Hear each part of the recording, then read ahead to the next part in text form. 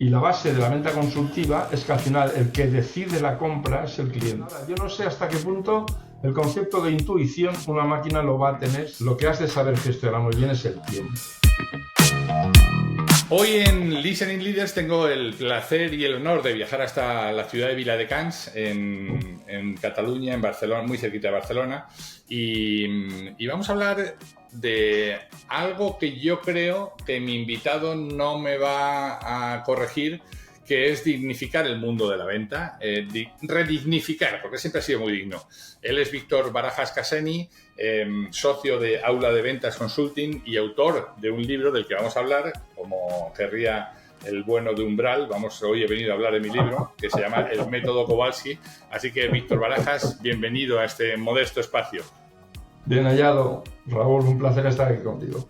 Qué gusto tenerte aquí. Decía redignificar porque hoy el mundo de la venta sigue todavía, o a lo mejor me sacas mi error, sigue todavía como muy estigmatizado. La gente no se quiere llamar vendedor, se llama comercial, se llama ejecutivo de ventas, se llama ejecutivo comercial, se llama relationship manager o cualquier cosa de estas, ¿no? Pero no se llama vendedor. Y el vendedor es la única función en la empresa que mete gasolina al motor para que siga funcionando, ¿no? Y por tanto, sin que alguien genere la venta, no existen las operaciones, no existen los recursos humanos, no existe cualquier cosa, ¿no? No sé si estás de acuerdo conmigo, Víctor. Absolutamente, absolutamente. Fíjate que una de las cosas que os suelo comentar es que la única unidad productiva de una compañía es la venta.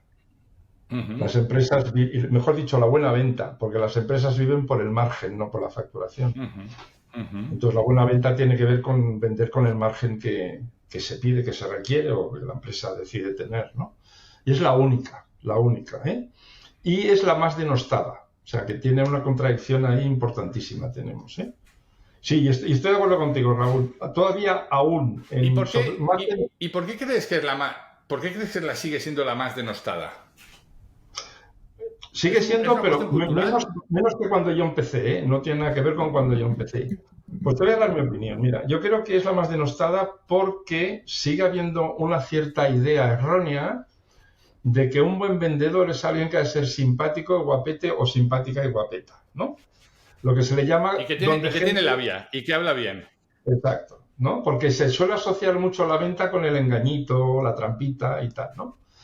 Pero es un error absolutamente brutal, que puede tener una realidad en el que va vendiendo alimentos en el oeste, puede ser que eso sea así, pero si te metes a vender un proyecto de ingeniería para la Boeing, como no sepas de qué hablas, pues lo tienes francamente muy mal, ¿no? Entonces, y además existe otro factor, al menos en Europa, en Estados Unidos creo que la cosa está un poco mejor, donde aquí todavía no existe ninguna universidad, no existen estudios reglados de vender, no existe esto. Y se entiende más como una profesión que se aprende haciendo, lo cual yo estoy de acuerdo, que es una profesión que se aprende haciendo, pero estaría bien que en las facultades, ¿no? Yo estudio en ESADE, por ejemplo, y la venta se mira desde una perspectiva absolutamente transversal y desde la estrategia comercial. Le hablas de vendedores y les entra urticaria a la gente de allí. Ese es el tema. Fíjate que es una paradoja cuando todo el mundo, todo el tiempo estamos vendiendo algo. Estamos vendiendo nuestros servicios, estamos vendiendo nuestra profesionalidad, estamos vendiendo un proyecto, estamos vendiéndole cualquier cosa a nuestro jefe, estamos vendiéndoles ideas a nuestros hijos, muchas veces, porque hoy ya no es el tiempo de vencer, sino de convencer, y por tanto nos la pasamos todo el tiempo vendiendo. Y coincido contigo, aquí en Estados Unidos el concepto de la venta no solamente no está mal visto, sino que está muy bien visto y, by the way, muy bien pagado, porque al final se es consciente de que si no hay venta, no hay empresa, ¿no? Y, sin embargo, todavía en España mantenemos ese cliché, ¿no? de lo que decías del engañito, de la trampita, de la propaganda, de que me van a venir y soltar un rollo. Y fíjate, hasta el punto, y quiero que me saques de mi error también si no es así, que la cualidad más importante de un vendedor no es como se creía, no es que tiene buena labia, como te decía antes, ¿no? Sino la capacidad más importante que tiene que tener un buen vendedor es escuchar, es saber entender qué es lo que le está pasando a la persona, al ser humano que tiene delante, ¿no? Totalmente. Fíjate que en venta, estoy de acuerdo contigo, hay dos grandes mundos, la venta transaccional que está más asociada a venta de producto o un servicio concreto a alguien que ya quiere comprar, lo que sea, ¿no? Que es muy fácil en cuanto a una transacción producto por dinero y se terminó. Bueno, eso es despachar. Eso no sería vender, eso es despachar. Bueno, ¿Usted qué necesita? ¿Blanco, rojo o verde? Venga, tome aquí el verde, pues ya lo tiene, ¿no? Exacto, bueno, pero entra dentro del mundo del negocio comercial, sí. ¿no? Y después la gran venta, la venta potente, la venta que genera auténticamente profesionales, que es la venta consultiva, la venta donde el objetivo es la necesidad del cliente y no el producto que yo ofrezco o el servicio que yo ofrezco, ¿no? Entonces no tiene nada que ver una cosa con la otra. O sea, en el segundo plano que nos movemos, que cada vez más empresas entran en modelos de venta consultiva, gracias a Dios, sobre todo obligados por la dificultad que hay hoy en día de llegar al mercado. Es decir, los mercados están súper duros, todos son muy duros, y los profesionales de la venta tienen que empezar a aprender estrategias nuevas, sin duda alguna. O sea, cuanto más empresas hay en un partido y menos gente hay que compre, más hay que saber vender. Sin duda, sin duda. Oye, de todo eso hablas en tu libro, El método Kowalski. Leo una de las reseñas que he sacado. Dice, proporciona resultados tangibles. 2 puntos. Un aumento en las ventas, un liderazgo efectivo y la mejora en la toma de decisiones. Sí. ¿Qué te hizo tomar la decisión de escribir este libro y por qué te inventaste el bueno de Kowalski? Mira, lo de Kowalski es una historia que viene desde la niñez. Yo recuerdo, igual tú te acuerdas que había una serie que se llamaba Viaje al fondo del mar. No sé, de un submarino. ¿Te suena? Es en blanco y negro. Sí. Entonces, el tercero de agosto... Los que somos, como dice un amigo mío, los que somos rubios de estos, nos acordamos de algunas cosas. Rubios naturales, somos rubios naturales. Exacto. Había el tercero en la línea de mando, que era el contramaestre, se llamaba Kowalski. Y yo veía esta serie que debía tener 6, 7, 8 años. Y se me quedó ese nombre, ¿vale? Cuando publiqué el libro, en la editorial me dicen, ¿qué le vas a poner? ¿Qué nombre le vas a poner? No tenía ni idea. Digo, pues el método no sé qué, empecé a darle vueltas y tal. Y me acordé, y me vino a la mente ese nombre. Dice, oye, el método Kowalski. Me dicen, ¿por qué? Digo, porque el jefe de ventas, de alguna forma, también es el tercero en la línea de dirección de la compañía. Tenemos al CEO, al director comercial y al jefe de ventas, ¿no? Entonces, pues les hizo gracia y ese es el motivo por el cual pusimos el nombre, ¿vale? Y la otra pregunta que me has hecho, perdona, ¿cuál era? ¿Qué me habías preguntado? ¿Qué significa? No, si la escucha es la capacidad, una de las capacidades más importantes que tiene que tener un buen vendedor, ¿no? Sin duda, y más en venta consultiva, la venta consultiva se basa en una buena escucha. Es decir, hay una idea fundamental que es, primero diagnostica y después prescribe. ¿Vale? Si no hay un buen diagnóstico, no va a haber una buena prescripción, con lo cual la venta no se va a producir. Totalmente de acuerdo contigo. Sí. El modelo de venta consultiva se basa en la escucha. Fíjate, y eso yo creo que requiere de no solamente la capacidad de escuchar, que ya es importante, en un mundo en el que nadie escucha, todo el mundo está deseando contarte su rollo, tener la capacidad de escucha, luego la humildad de, así sepas que seas el más chingón de todos, el que más sabe de eso, tener la humildad de partir de cero para que el cliente te cuente su realidad. Y luego eso que tú decías, ¿no? El diagnóstico, hacer un diagnóstico certero, entender lo que de aquello, de lo que tú tienes, le puede servir a esta persona que tienes delante, ¿no? Y te añadiría otra variable que para mí es la más importante, que es saber preguntar. O sea, la escucha viene después de una pregunta inteligente, ¿vale? Las preguntas inteligentes se basan fundamentalmente en modelos de venta consultiva como pues el SPIN o el método Miller-Heyman, es igual, que todos tienen un objetivo claro, que es ayudar al cliente a identificar un problema solucionable. Ese es el fundamento, lo explico así sencillito, ese es el fundamento de un proceso de venta consultiva. O sea, para mí lo más importante, la escucha siempre va después de una buena pregunta. Siempre después de una buena pregunta. Bueno, y las buenas preguntas nacen de un interés genuino, de nuevo, ¿no? Volvemos a darle la vuelta, de un interés genuino por lo que le está pasando a otra persona, ¿no? Entonces, si me dedico a hacer preguntas cerradas porque en el script que me han dado de ventas pues le voy reconduciendo hacia donde yo quiero llevarle, pues igual puedo tener suerte una vez y venderle de golpe, ¿no? Pero no voy a generar esa relación que es la que después va a hacer que me llame. Sí, pero Indudablemente que la escucha real, la escucha con empatía es bueno en la venta, en la vida normal, cuando hablamos con amigos, con la pareja, con los hijos, siempre. Pero hay una teoría de preguntas para vender que esa hay que aprenderla, esa no venimos de ella de serie, no la traemos de serie. Y tiene que ver con el modelo SPIN, que es el modelo más conocido que existe, que son 4 grandes grupos de preguntas. Preguntas de situación, ¿dónde estás tú hoy? ¿No? Que gracias hoy en día a la información que tenemos en Internet, en LinkedIn, en diferentes sitios, no hace falta hacerlas porque ya lo podemos saber antes, ¿no? Un segundo grupo de preguntas que tiene que ver con identificación de problemas, pero ojo, con identificación de problemas que él asuma como problemas y quiera solucionar, porque si no, no hay nada que hacer tampoco, ¿eh? El tercer punto, que para mí es la clave de todos estos modelos, es el nivel de implicación del cliente. La implicación es el riesgo percibido en una equivocación de compra, por decirlo fácil, ¿eh? ¿Qué ocurre? Uno quiere solucionar algo cuando su nivel de implicación es muy alto. Si a mí no solucionar este problema me va a generar una disfunción en un equipo, tengo claro que mi objetivo es solucionarlo, ¿vale? Y la cuarta pata de la teoría de preguntas es la recompensa. Si lo solucionas, ¿qué vas a tener que no tienes hoy? Y eso es una técnica, puramente es una técnica estratégica de preguntas. Y es absolutamente maravillosa para la venta consultiva. Hay una regla mnemotécnica muy sencilla que se utiliza aquí en Estados Unidos para hacer buenas preguntas, que es la de la W, ¿no? Todas las palabras que empiezan, o sea, digamos, sí.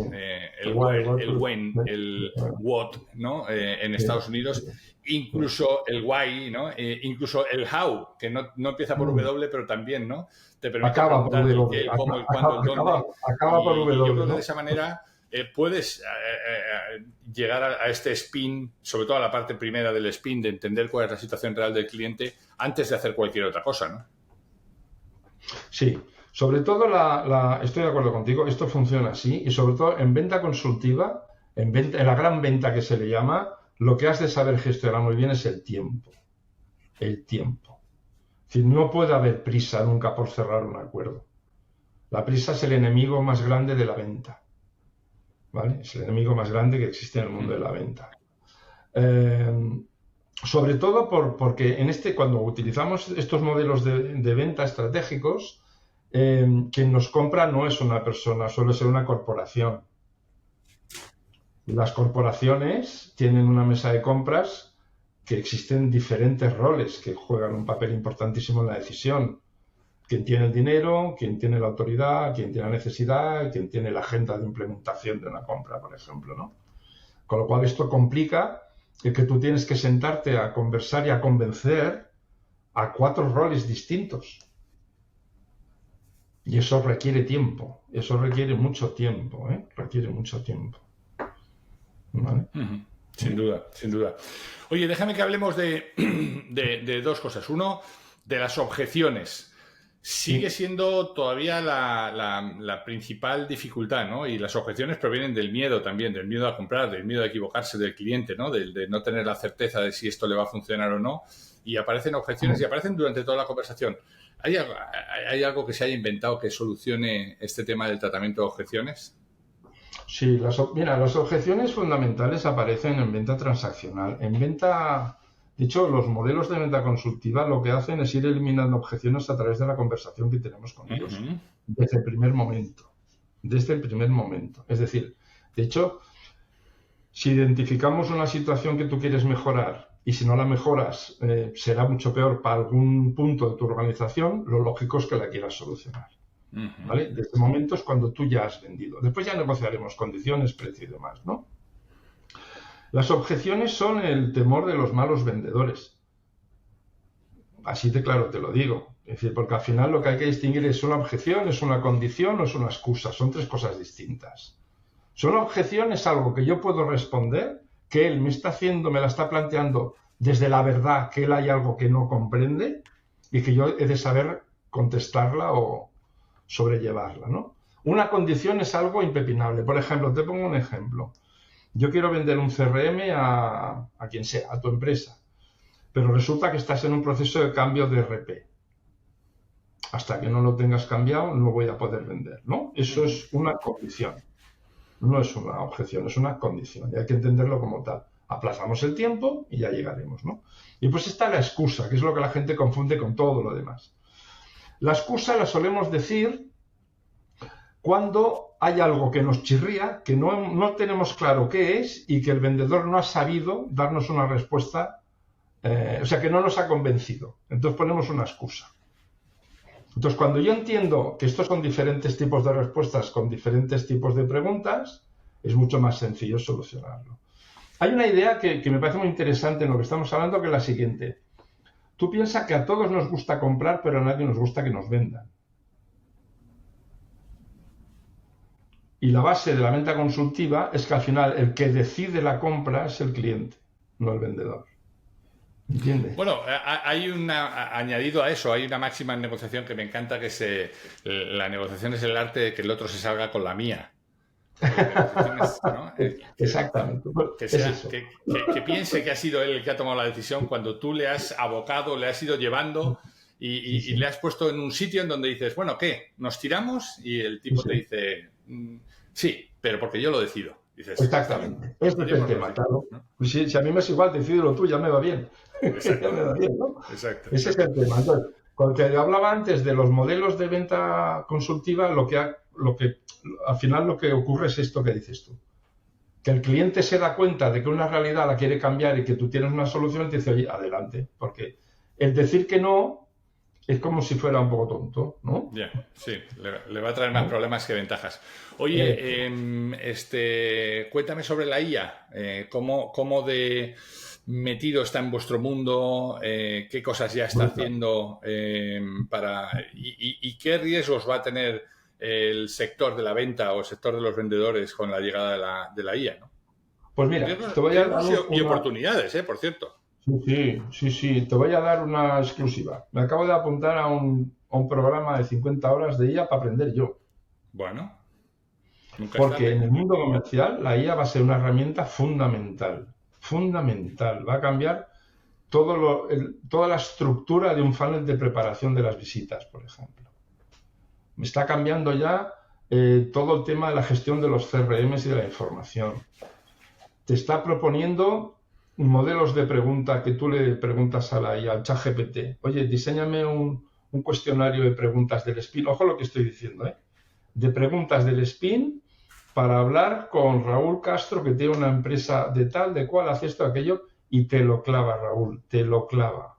O sea, yo creo que la incorporación de la IA transversal en las compañías, esto es más que claro, y el mundo de la venta pasa a sustituir el papel y el boli que utilizábamos. Va a ser una revolución tremenda. Yo lo estoy viviendo constantemente. Tremenda. Es más, lo que digo. Está siéndolo, de hecho, ¿no? Sí, totalmente. Yo ahora me encuentro en clientes que tengo chavales de 25 años que se sientan a tu lado a ver un ordenador y te dejan... Dices, hostia, ¿qué acabas de hacer? Sí, pues mira, te acabo de listar un listado de 100 empresas con las características que queremos nosotros como público objetivo, el contacto del tío, lo que le gusta hacer, el nombre, a qué hora le puedes llamar. Digo, esto es maravilloso. No, es impresionante. Oye, y déjame que hablemos a la gente joven, ¿no? Me has hablado de estas personas de 25 años que probablemente estén subiéndose a este carro. Aquí en Estados Unidos es muy fácil que los entry level que llaman, ¿no? Las personas que entren directamente en la venta. Entre otras cosas porque se conoce mucho mejor desde la venta todos los intríngulis de la compañía, toda la razón de ser de la compañía, ¿no? Entonces es muy típico que entren vendiendo y a partir de ahí se vayan desarrollando. ¿Por qué hace falta para que eso pase en España, ¿no? Y que la gente salga de cualquier ocupación y diga, lo primero que voy a hacer es vender, ¿no? Y luego a partir de ahí ya conoceré mucho mejor la compañía y podré ir haciendo otras cosas, ¿no? Yo creo que un poco enlazando con la primera pregunta que me has hecho y intento contestarte, esto está cambiando ya, gracias a Dios empieza a cambiar. Cuesta mucho porque hay un tema cultural muy potente detrás, ¿no? De que la gente estudia carreras, ¿no? Ya, yo creo que la gente lo que deberemos hacer es aprender profesiones, pero bueno, ese es otro discurso que Sebastián te puede explicar mucho más que yo cómo funciona, como tú bien sabes, ¿no? Eh, y sigue habiendo en ciertos niveles que el que no vale para estudiar lo ponen a vender, ¿no? Y ya te he explicado que yo creo que es un error absoluto porque es poner en manos, en principio, de gente no capaz la parte más importante de la compañía, el área que genera negocio, que va a ser un error absoluto. Fíjate que en los años 80, claro, los americanos que en esto siempre nos llevan 7, 8 pasos por delante, IBM empezó a fichar simplemente ingenieros para vender. Ingenieros para vender. Porque tenían muy claro que el conocimiento técnico de un producto era el expertise siempre vende. Un experto siempre va a vender, siempre, siempre. Y entonces yo creo que cada vez en España sí es cierto que yo voy viendo en las empresas que me contratan a mí como consultor que la gente que entra son gente joven con preparación, gente que viene de una carrera o de un máster, pero que les gusta y han entendido que en la venta hay un futuro profesional bonito y brillante. Bonito y brillante. No, y de nuevo, ¿no? Yo creo que cuando ese cambio cultural se dé, además de ser bonito y brillante, será bien visto y será bien valorado. Y la gente le dirá, wow, man, oye, qué bueno que estés vendiendo esto, ¿cómo lo puedo hacer yo? ¿Cuáles son las técnicas que utilizas? ¿Cómo consigues cerrar? ¿No? Porque al final buena parte de lo que produce rechazo también en la venta es esa tensión final del cierre, ¿no? He llegado hasta aquí, he hecho todo lo que está en los manuales, pero ahora pedirle el compromiso de que cierre, casi mejor lo dejo en su mano, ¿no? Y yo creo que eso también es algo que hay que entrenar, ¿no? Sí, totalmente. Fíjate que la venta es un proceso de comunicación que lo único que pretende es influir en la decisión del cliente en este caso, ¿eh? Pero con una variable que a mí siempre me gusta poner, que es para mejorar la situación que tiene. Exacto. Para mejorarla, ¿vale? Si entiendes eso, tu posición delante de un hecho comercial, de una acción de venta, ya no es de sufrir. O sea, toda la paranoia que puedas tener de que si no le vas... No, tú estás aquí para ayudar. Exacto. Y desde la ayuda es mucho más sencillo abordar un cierre y una decisión, ayudarle a tomar una decisión, ¿no? Y pues hay una cosa muy importante, Raúl, que al final nosotros podemos saber mucho de técnicas, de estrategias y tal, pero quien decide es el cliente. Sin duda. Al final la última palabra es de ellos. Sí. Decide él y decide en función de lo que tú le has explicado, de lo que has sido capaz de convencerle, que tiene mucho que ver con que entiendas dónde está el hoy y dónde puede llegar mañana, ¿no? Fíjate que algo de lo que he leído últimamente, y creo que además tenemos que estar preparados para ello, es que ya el arte de vender va a ser de una máquina.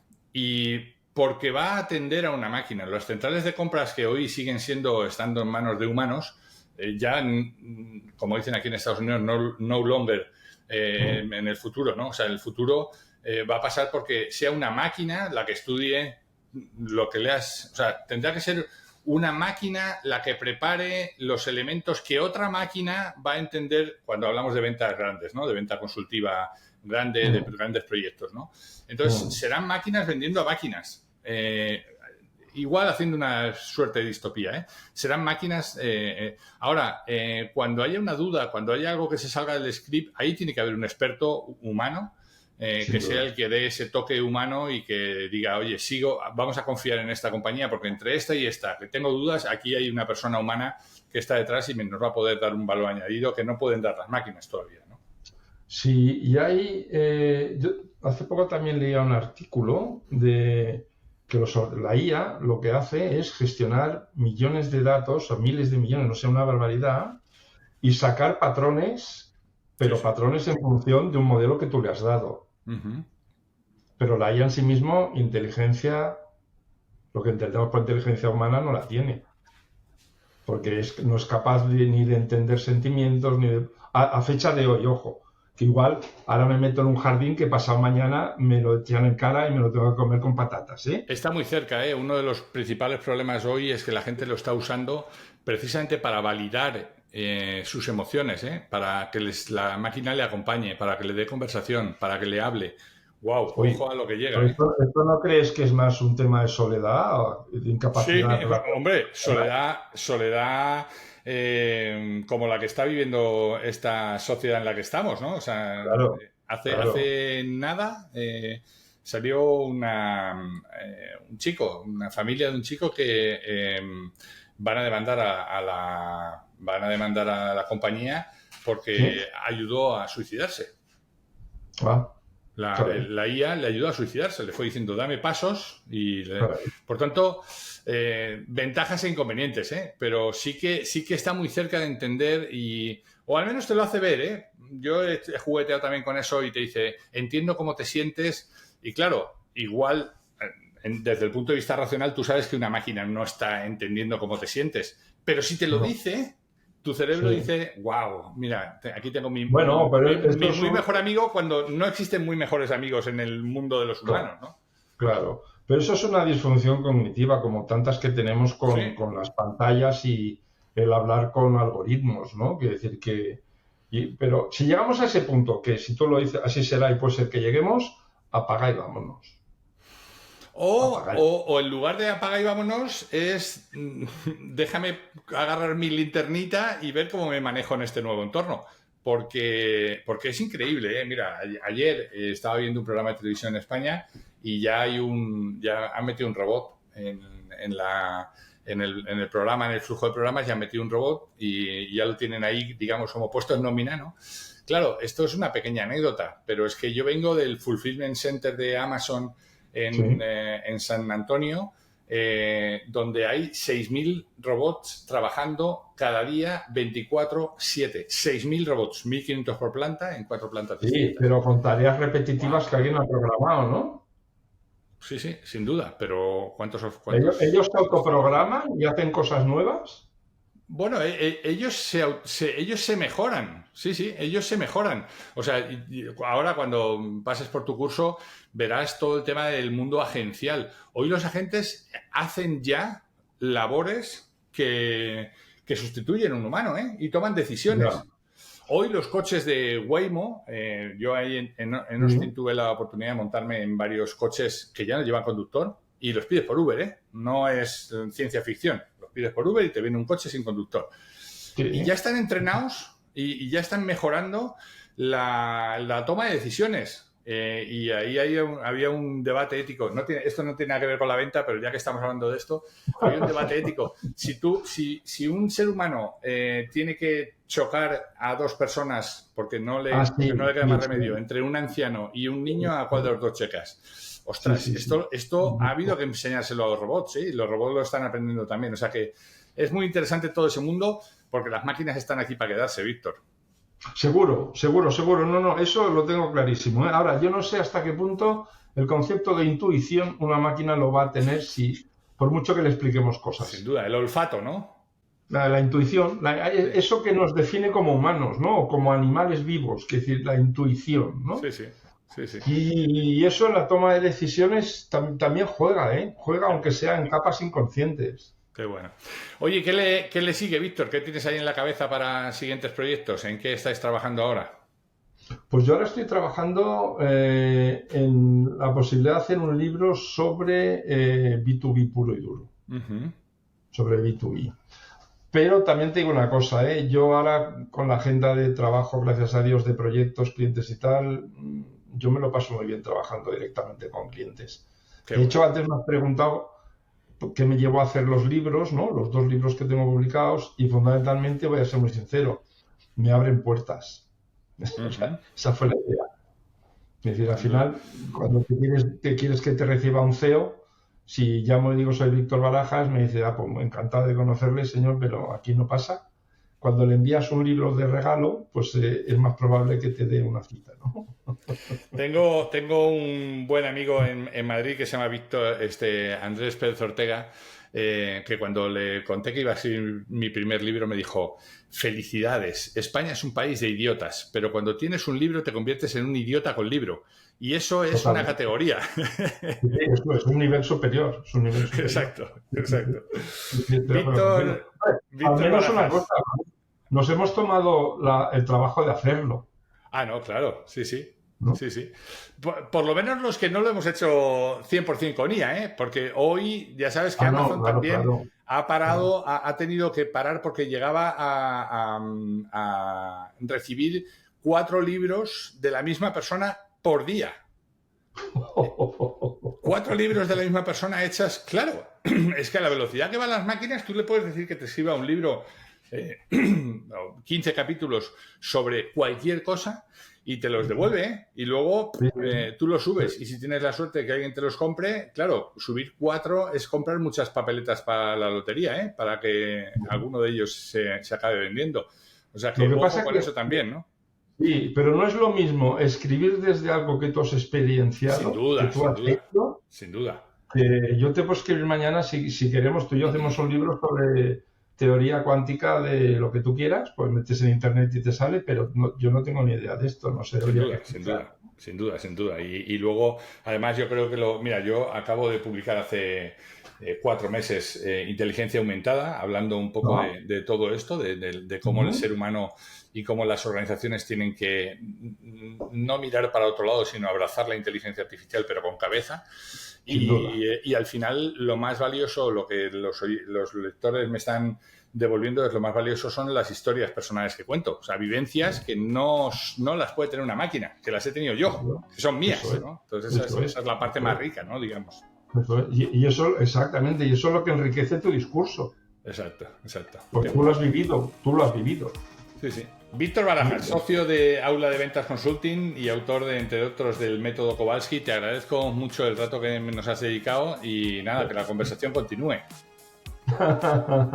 Pues un placer, de verdad, ha sido muy divertido, muy amable conocerte y además tenemos en común a mi hermano, o sea que todavía más que más. Pues nada, a tu disposición, Raúl, para cuando quieras, y si te vienes algún día por Barcelona, tienes aquí una comida pagada. Muy pronto estaré en Barcelona, así que nos vamos hablando. Te mando un abrazo. Espero verte. Gracias.